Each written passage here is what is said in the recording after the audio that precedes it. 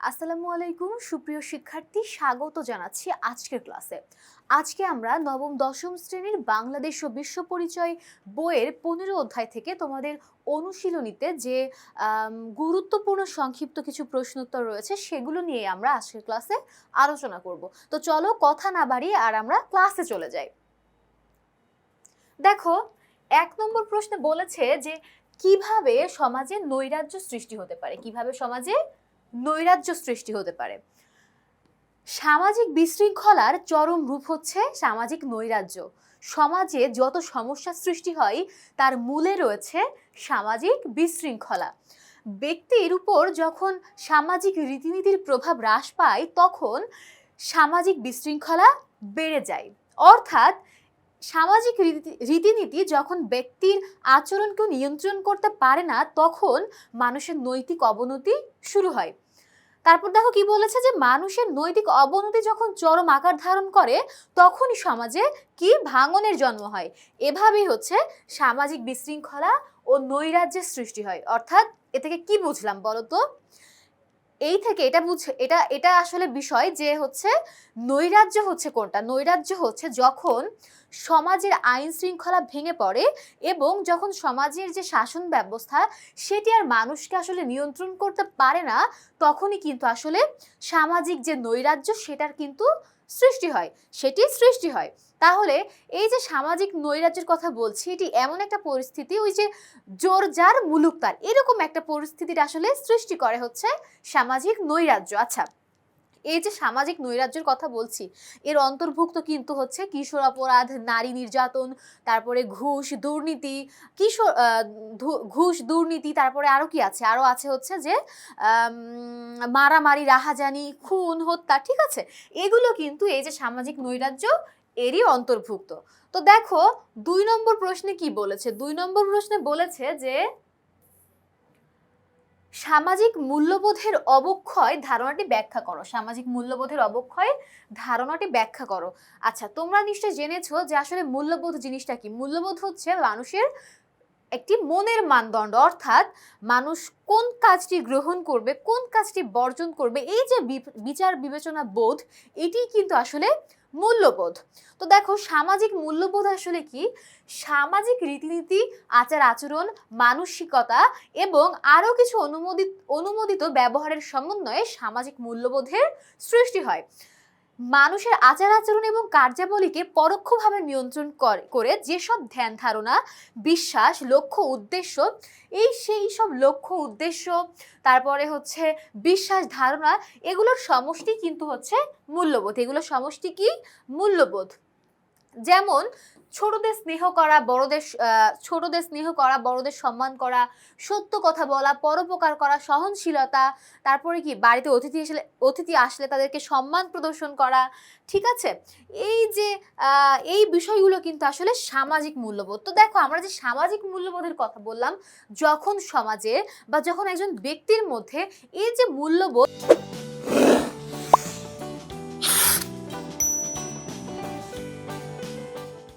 এই মূল্যবোধের ব্যত্যয় ঘটে, অর্থাৎ যখন এই মূল্যবোধটা নেতিবাচকভাবে আর কি পরিবর্তিত হয় তখন কিন্তু আসলে সমাজে অবক্ষয় সৃষ্টি হয়। তো দেখো এখানে সেটাই বলা হয়েছে যে এসব মূল্যবোধের অভাব হলেই সামাজিক অবক্ষয় শুরু হয়। তাহলে মূল্যবোধের অবক্ষয় থেকেই বা মূল্যবোধের অভাব থেকে কিন্তু আসলে এই যে অবক্ষয়ের কথা বলছি, মূল্যবোধের অবক্ষয় বা সামাজিক মূল্যবোধের অবক্ষয়, এটি কিন্তু সৃষ্টি হয়। অর্থাৎ অবক্ষয় বলতে বোঝানো হয়েছে যে ক্ষয়ে যাওয়া বা ক্ষয় হওয়া, কোনো একটি ভালো গুণ, কোনো গুণাবলী বা ইতিবাচক কোনো একটি বিষয়ের যে বিষয় কমে আসা বা গুণাবলী নষ্ট হওয়া, ক্ষয় হওয়া, এই বিষয়টিকে কিন্তু আসলে অবক্ষয় হিসেবে বলা হচ্ছে।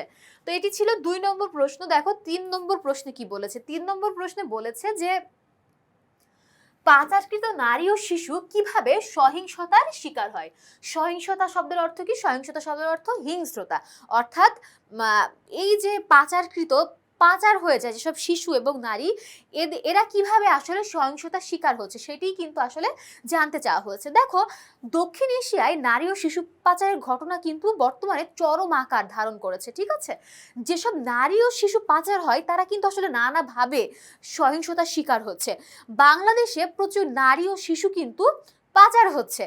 এদেরকে কি করা হচ্ছে, এদেরকে জোর করে আসলে বিভিন্ন অমানবিক, বিভিন্ন অনৈতিক আসলে কাজ কিন্তু এদেরকে দিয়ে করানো হচ্ছে। অর্থাৎ বিভিন্ন অনৈতিক কাজে এবং বিভিন্ন অনৈতিক কাজে কিন্তু আসলে এইসব নারীদেরকে এবং শিশুদেরকে ব্যবহার করা হচ্ছে এবং বিভিন্ন ঝুঁকিপূর্ণ কাজেও কিন্তু তাদেরকে ব্যবহার করা হচ্ছে। তো এইভাবেই কিন্তু আসলে এই যে নারীরা যে সহিংসতার শিকার হয়ে আসছে, তো তাহলে বিষয়টা কি ঘটছে, এভাবেই কিন্তু আসলে নারীরা সহিংসতার শিকার হয়ে আসছে।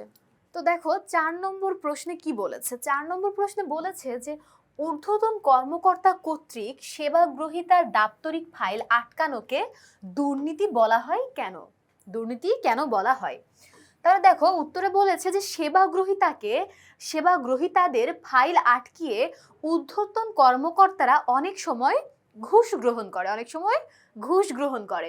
বিভিন্ন ফাইলের কাজের বিনিময়ে চা নাস্তা বাবদ খরচ, কমিশন, বকশিস, দ্রব্য সামগ্রী আদায় করে তারা থাকে।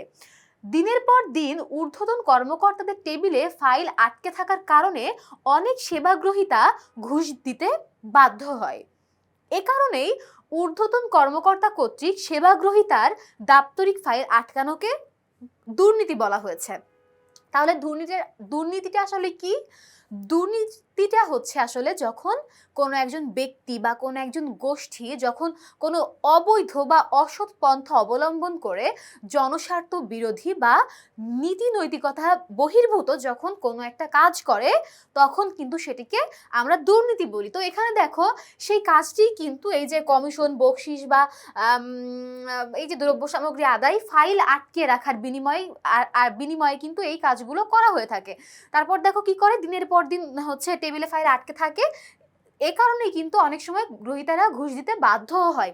তাহলে এই যে ঘুষ দিতে বাধ্য হচ্ছে, তো এই যে এই সমস্ত বিষয় এখানে কিন্তু আসলে কি দুর্নীতিরই প্রতিফলন ঘটেছে।